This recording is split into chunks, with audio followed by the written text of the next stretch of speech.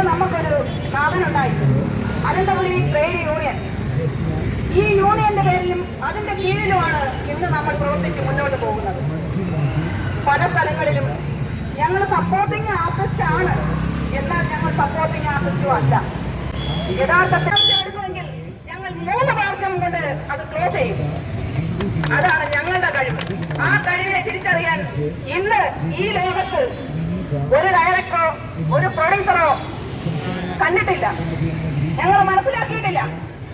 ഞങ്ങൾ എന്താണെന്ന് അറിഞ്ഞിട്ടില്ല. ഞങ്ങൾ ഓരോ തെറ്റി ചെല്ലുമ്പോഴും ഞങ്ങൾ വേറും കുറ്റത്തോടെ ഞങ്ങൾ വേർതിരിച്ചു. ഞങ്ങൾക്ക് ഇരിക്കാൻ ഒരു കസേര തന്നിട്ടില്ല. ഞങ്ങൾക്ക് ഒത്തിരി വെള്ളം തന്നിട്ടില്ല.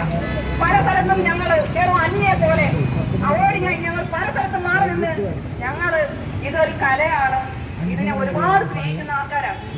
പിന്നെ അത് മാത്രമല്ല, നമുക്ക് ഒരുപാട് ഇഷ്ടമുള്ള ഒരു കല ആയതുകൊണ്ടും നമുക്ക് ഇതിനോട് ഭയങ്കര ഇതായതുകൊണ്ട് നമ്മൾ ഇതിന് മാറി നിൽക്കാതെ മുന്നോട്ട് തന്നെയാണ് നിൽക്കുന്നത്.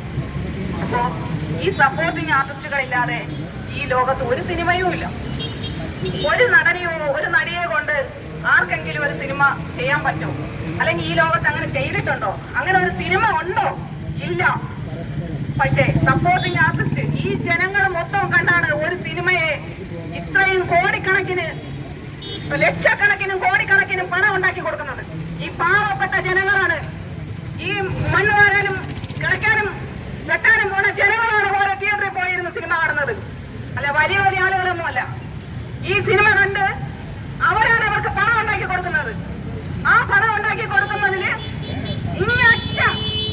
ഇങ്ങറ്റം അവർ കോടികൾ മേടിക്കുന്ന സമയത്ത് ഞങ്ങൾക്ക് ഇങ്ങറ്റം വരുന്ന തുക പോലും കിട്ടുന്നില്ല.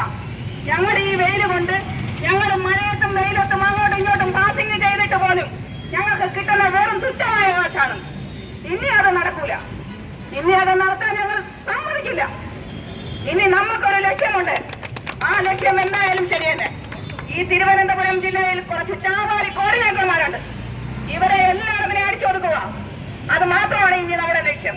ബഹുമാനപ്പെട്ട മുഖ്യമന്ത്രി ഇത് കേൾക്കുന്നുണ്ടെങ്കിൽ ഇതിന് ന്യായമായിട്ടുള്ള ഒരു രീതി എടുത്ത് ഞങ്ങളുടെ ഈ ഒരു വേദനയുള്ള മനസ്സിനെ തിരിച്ചറിഞ്ഞ് ഞങ്ങൾക്ക് നല്ലൊരു വഴി തെളിച്ച് തരണമെന്നും ഞങ്ങൾക്ക് വേതനം കൂട്ടി തരണമെന്നും സ്നേഹപൂർവ്വം അഭ്യർത്ഥിക്കുന്നു.